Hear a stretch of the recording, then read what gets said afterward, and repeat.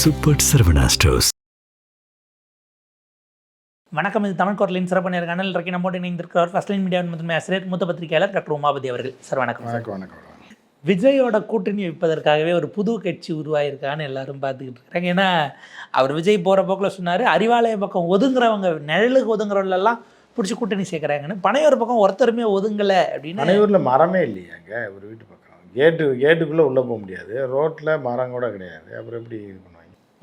ஒதுங்க வந்திருந்தா பிடிச்சி அவர் கூட்டணி சேர்ப்பாருங்கிற மாதிரி இருக்கும்போது தான் ஒரு புது கட்சி. ஏறத்தாழ 80 பீச்சில் இருக்கவனை பூரா பீச் அந்த பக்கம் வருவாங்க காலையில் சாயங்காலம். இல்லை 88 வயசில் பண்ருட்டி ராமச்சந்திரன் ஒரு கட்சி ஆரம்பிச்சிருக்காரு. அவர் விஜயோட இணைய போகிறாரு. விஜய் பார்க்கும்போது மக்களுக்கு நம்பிக்கை வருதுன்னெலாம் பேசிக்கிட்டு இருக்காரு. எப்படி பார்க்க வேண்டியிருக்கு? அவர் இந்த மலேசியாவோட முன்னாள் பிரதமர் மகாதீர் முகமதை ஃபாலோ பண்ணுறாரு. அவர் 100 வயசு வரைக்கும் இருந்தார். 92 வயசுக்கு மேலே பிரைம் மினிஸ்டர் ஆனார் திருப்பியும். அந்த மாதிரி ஆகலாம்.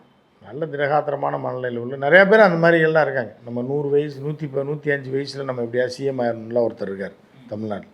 அதுக்காக வேலை செஞ்சுட்டு இருக்கார், மாத்திரைலாம் சாப்பிட்டுருக்கார், சித்த மருந்தெல்லாம். அப்படிப்பட்ட ஆட்கள் நிறையா இருக்காங்க. அவர்களோட நம்பிக்கை தான்.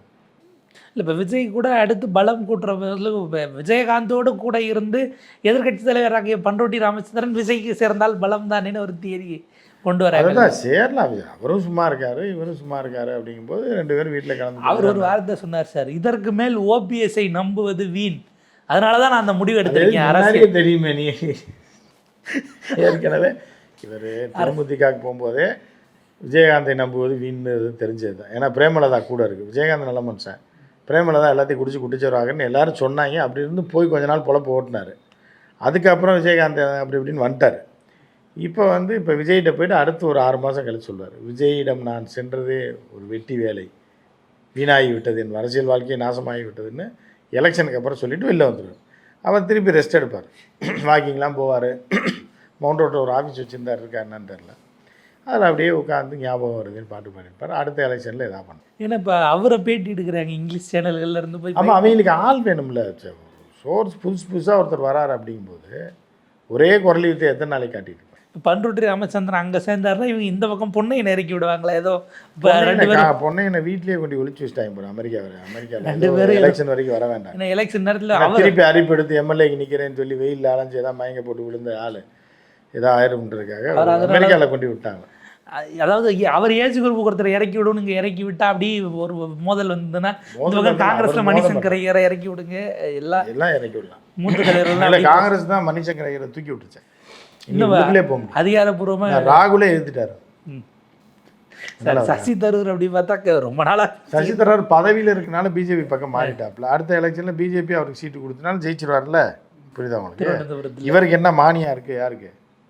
மணிசங்கருக்கு ஒன்றுமே கிடையாது. சும்மா அவர் இப்போதைய அமைப்பு செயலாளர்லாம் ரவுடி கிவடிலாம் பேசிக்கிட்டு இருக்காப்புல. அவர் இன்னும் பெரிய சர்தார் வல்லபாய் பட்டேலா வேணுகோபால்னு கேட்டுக்கிட்டு இருக்காரு. அவர் கேரளா அரசியலை கருத்து சொல்கிறார், எல்லாமே பைட்டு எடுக்கிறாங்க. அவர் பேட்டி முதல்ல சொல்கிறாரு, நான் மலையாளியும் கிடையாது, எனக்கு இங்கே ஓட்டும் கிடையாது, நீங்கள் கேட்குறீங்க நான் சொல்கிறேன்னு எல்லா பேட்டிலையும் சொல்லிக்கிட்டு இருக்காரு. சொல்லிட்டு இவர் தான் ஜெயிப்பாரா? அதான் மாதிரி ராகுலை சொரிஞ்சு விடுறாப்புல, எரிச்சல். ராகுல் ஊரில் உள்ளவங்கலாம் சொரிஞ்சு விட்டுருக்காப்புல.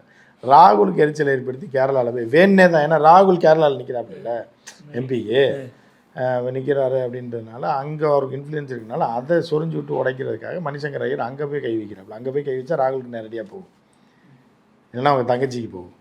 ஸோ அதுக்காக பண்ணுறது தான். அதாவது நான்லாம் இன்னும் கட்சியில் தான் இருக்கேன்னு காட்டுறதா? ஆமாம், இருக்கேன், நான் தான் மூத்த தலைவர்னு காட்டுறதுக்காக. அது இப்போ காங்கிரஸ் ஜெயிக்க வாய்ப்பு இருக்குதுன்னு சொல்லக்கூடிய கேரளாவில் இப்போ ஒரு ஜெயிக்க வாய்ப்பு இல்லைன்னு இவர் போய் பேசிக்கிட்டு இருக்க மாதிரி இங்கே ஒரு மூத்த நிர்வாகியாக அவர் இன்னமும் தொண்டர் தான். திருச்சியிலேருந்து புலிகள் ஆதரிச்சு பேசுவார்ல, திருச்சிக்காரர் காங்கிரஸ்ல இருந்துட்டு புலிகளை ஆதரிச்சும் பேசுவார், இப்போ புலிக்குழம்பு ஆதரிச்சும் பேசுவார், சாம்பார் 2 ஆதரிப்பு. அவர் நேற்று தீபா ஜெயலலிதா அவருடைய அண்ணன் மகள் அவங்க வீட்டுக்கு போய் அந்த படத்துக்கு பூவெல்லாம் போட்டு அங்கே வாழ்த்து. ஏன் வீட்டில் படத்துக்கு வச்சு போட்டால் ஆகாது? தீபா வீட்டில் போனால் தான் ஆகுமா? எல்லாம் பப்ளிசிட்டி பைத்தியங்கள். பப்ளிசிட்டிக்காக அங்கே போயிருக்கு. பாவம் தீபாவே இப்போ என்ன போக்கடம் இல்லாமல் இருக்கா, அப்படி என்ன பண்ணுறது வாழ்க்கையிலன்னு தெரியாது. சென்னை முழுக்க போஸ்டர் விட்டிருந்தாங்க சார் நேற்று. அம்மாவினுடைய 78வது பிறந்தநாள் எல்லாரும். அவன் வீடு கட்டுப்பாட்டில் பல கோடி ரூபாய்க்கு போகுது, அப்புறம் போஸ்டர் கூட 10,000 ரூபாய்க்கு அடிக்கலன்னு என்ன இருக்குது? அவர் மாதவன், அப்புறம் கீழே இன்னும் யாரோ 2 பேர் இருக்கிறாங்க. அவன் கட்சி செயலாளர். அவங்களாம் தனித்தனியாக கட்சி ஆரம்பித்தாங்க. அப்புறம் எல்லாத்தையும் இணைச்சி சேர்த்துட்டாங்க. ஆனால் அதிமுக கொடி கலரில் அவங்க இது போடுறாங்கன்னா அதை நம்ம எப்படி புரியும்? அதிமுகவில் அண்ணா இருந்தால் தான் அதிமுக.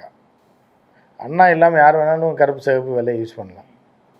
இப்படி நாம மாதிரி போட்டால் அது வந்து பண்ருட்டி ராமச்சந்திரன், பட்டையாக போட்டோம்னா ஜெயதீபா அப்படின்னு அவங்களாம் பிரிச்சுக்குவாங்க. குறுக்கால போட்டால் ஓபிஎஸ்.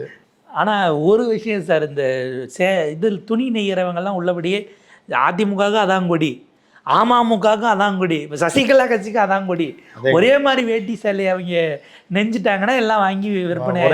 ஒரே தான் திருப்பி அப்படி சேர்ந்துக்கல, இன்னைக்கு நினச்சிக்கலாம். வைகோக்கு தான் சொல்லுவாங்க, அவர் கட்சி கொடியை தான் தலைகீடாக ஏற்றினாலும் ஒரே மாதிரி இருக்கும். ஆமாம், அந்த அவர் செட் பண்ணுறது தான். ஏன்னா தெரியாமல் கட்சி தொண்டை ஏற்றிடுவான், அப்புறம் கட்சிக்கு அவப்பேராயிரம் எடுத்து நியூஸ் போட்டுருவாங்க.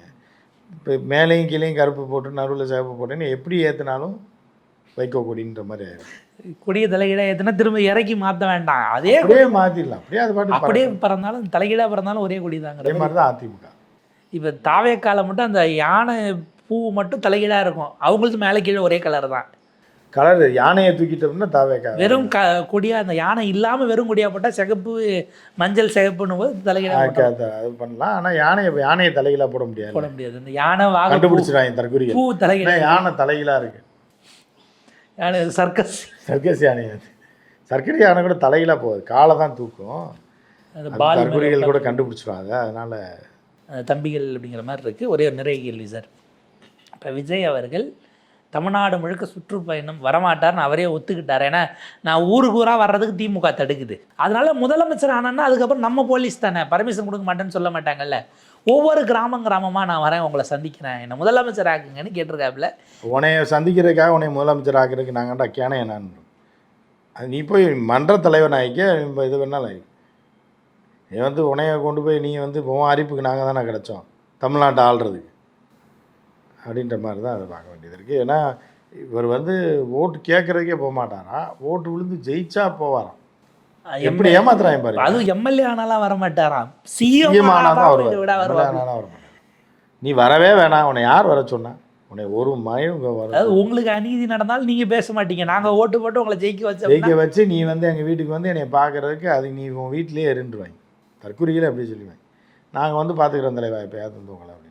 இல்லை, ஒரு இது வைரல் ஆகிட்டு இருக்கு. அந்த ஒரு தம்பி சொல்கிறான், நான் சுறா படம் பார்க்கறது சமயத்தில் பிறந்ததுனால எனக்கு சுறான்னு பேர் வச்சாங்கன்னு. அவனை வயசு 16. ஏன்னா சுறா படம் வந்து 16 வருஷம் தான், 2010 வச்சு. ஓட்டே இல்லாதவனா ஸ்கூலுக்கு டெஸ்ட்டு கூட்டத்துக்கு வந்துருக்கான், அவர் அதை பார்த்து கண்ணீர் விடுறாரு அப்படின்னும் போது அதுதான் சின்ன பையனை பார்த்து அவன் 18 வயசு ஆனவனே மாறிடுவான். அவனுக்குன்னு ஒரு அறிவு வளர்ந்துடும், வளர்ச்சி முதிர்ச்சி ஏற்படும். இப்போ அவனுக்கு ஓட்டு 16 வயசுன்னு போடவில்லைன்னா அது திமுக சதின்னு அவன் பேசுவானே. அதான் 16 வயசு ஏன் ஓட்டு போடவில்லை, அவன்லாம் தீவிர தொண்டை, அவன்லாம் ஓட்டு இல்லாமல் பண்ணது திமுக தான். ஸ்கூலை கட்டடிச்சுட்டு அவன் வந்தது இல்லை, நீங்கள் எல்லாம் பொறுப்பு இருக்கணும். 2வது ஸ்கூலை கட்டடிச்சு வந்து விஜய் அரெஸ்ட் பண்ணணும். 16 வயசு பையனுக்கு பாசு நீங்கள் கொடுத்துருந்தீங்கன்னா முதல்ல கட்சியில் சின்ன பசங்களை குழந்தைகள் தொழிலாளர் இதெல்லாம் வரும், சிக்கல் வரும். பட் ஆனால் இப்போ இந்த திமுக அரசு மொந்தமாக இருக்குது. பிடிச்சி விஜயத்துக்கு உள்ளே போட்டு ஒரு 20 நாள் பெயிலுக்கு கொடுக்காம வச்சுருந்தாலே போதும். அதெல்லாம் அப்படி துணிஞ்சு செய்யணும்னா ஒன்று இங்கே மம்தா பானர்ஜி இருக்கணும், இல்லை மோடிஜி ஜெயலலிதா இருக்கணும், இல்லை மோடிஜி இருக்கணும். இவங்க இல்லையே, 3 பேர் இல்லாதது. அப்படிங்கிறதால விஜய் ரொம்ப இதாக இருக்கார். சரி, இப்போ பாஜகவை எதிர்க்க முடியாது, ஆனால் பாஜக கூட்டணியில் இருக்கிற எடப்பாடியை காலி பண்ணணும்னு நீங்கள் அறிவிச்சிங்கன்னா அதை எப்படி பார்த்தாலும் அந்த கூட்டணிக்கு நட்டம் தானே. அதுதான், அதாவது நம்ம இதை தான் 2.5 வருஷத்துக்கு முன்னாடி சொல்லுங்க, எப்படியோ இவங்களா சண்டை போட்டு கோழித்தலை வாடா தம்பி திங்கலான்னு சொல்லி வர்றவனை 3 முறை உடச்சிடுவாங்க. அதே மாதிரி பிஜேபியை இவங்க எல்லாம் சேர்ந்து வெடி வச்சிடும். யார்? சசிகலா, தினகரன், ஓபிஎஸ், இபிஎஸ், டிஎம்கே, தாவேகா எல்லாருமே சேர்ந்து பிஜேபியை நாசக்காடாக்கி புரியுது அவங்களுக்கு ஒரு வழியை பண்ணி விட்டுட்டு கடைசியில் யாருக்குலாம் நஷ்டம்னா எவனோ ஒருத்தன் ஜெயிச்சிடுவான். ஆனால் பிஜேபி அதே 2 இடம் தான் வரும். புரியுது அவங்களுக்கு. இவ்வளோ பிளான் போடுறாங்க இல்லை, இந்திய கூட்டணி நாங்கள் தான் தலைமை ஏற்போம், கூட்டணிக்கு நாங்கள் தான் வருவோம், நாங்கள் தான் வந்து ஆட்சி அமைப்போம், இந்திய ஆட்சி தான் அமையும், அதில் எடப்பாடியா இல்லையா எல்லாம் பேசுவாங்க. கடைசியில் பார்த்தீங்க அப்படின்னா அந்த வடிவேல் சாணியில் விழுந்து கிடப்ப பாருங்க, பின்னாடி கையை கட்டி உட்காருங்க பாசுன்ற மாதிரி. என் கௌரவத்தையே ஆரம்பிச்சிட்டிங்களாடா, எல்லாம் சேர்ந்து முடிச்சிங்களா. திமுக காரன் தான் நமக்கு எதிரின்னு பார்த்தா நீங்களும் உள்ளே இருந்தே நீ எடப்பாடியை ஒழிச்ச, எடப்பாடி சசிகலா ஒழிக்க, சசிகலா தினகரனை ஒழிக்க, எல்லாம் சேர்ந்து பிஜேபி ஒழிக்க டோட்டலாக முடிச்சிடுவாங்க. இப்போ நயினாரை தலைவராக்குனதை கூட பாஜகவில் அப்போ தான் உணர்வாங்க. எப்போனா எலெக்ஷனுக்கு அப்புறம் தான் நம்ம ஏமாந்துட்டோமோன்னு இப்போயே நம்ம சொல்கிறோம். நயினார்னால தான் நாசமாக போச்சு. நீங்கள் ஒழுங்காக வந்து அண்ணாமலையை இடிச்சிருந்தா இது டஃப்பாக போயிருக்கும். நீங்கள் வந்து அண்ணாமலையை தூக்கிட்டு நீங்கள் நயினாரை போட்ட பாவத்தை நீங்கள் எப்போ அனுபவிப்பீங்கன்னா இனி ஒன்றும் பண்ண முடியாது. எலெக்ஷனுக்கு அப்புறம் தான் மல்லாக்கப்படுத்து கைத்து கட்டில் ராஜஸ்தானில் படுத்து யோசிச்சு பார்த்தீங்கன்னாலும் சரி, குஜராத்தில் குப்புறப்படுத்தி யோசிச்சு பார்த்தீங்கன்னாலும் நம்மளை மொத்தமாக முடிச்சிட்டாங்கடா தமிழ்நாட்டுக்காரங்கன்னு உங்களுக்கு அப்புறம் 21 முடிஞ்சு பார்த்தா சீமான் வேறு எல்லாத்தையும் பிரித்து கடைசியில் அவர் வேட்பாளர்லாம் அறிவிச்சிட்டாப்லையா? அடிச்சு எல்லாம் அடித்து எல்லாம் காலி பண்ணி ஐயருக்கெல்லாம் சீட்டு கொடுத்து நீ என்ன கொடுத்தாலும் சரி அந்த இதை சொல்லுவாங்க மேலே ஆட்டோ மேலே ஒரு கிறுக்கன் உட்காந்துருக்கும். நீ என்னதான் திருப்பினாலும் நகரவே நகரான்னு தான் சீமானுக்கு சொல்கிறது. நீ வந்து பிராமணர் அறிவித்தாலும் சரி, அவன் காலில் விழுந்து அவன் இதை நக்கி குடித்தாலும் சரி, காலை கழுவி குடித்தாலும் சரி, நீயும் தெருவுக்கு போயிடுவா அவனும் தெருவுக்கு போயிடுவான்றது தான் நிதர்சனமான உண்மை. எலெக்ஷனுக்கு அப்புறம் எப்படி டெவலப் ஆகுது அதனுடைய அரசியல் பின்புலங்கள் நம்ம பொறுத்து வந்து பார்ப்போம். உங்கள் நேரத்துக்கு பொறுத்தவரைக்கும் மிக நன்றி. நன்றி வணக்கம்.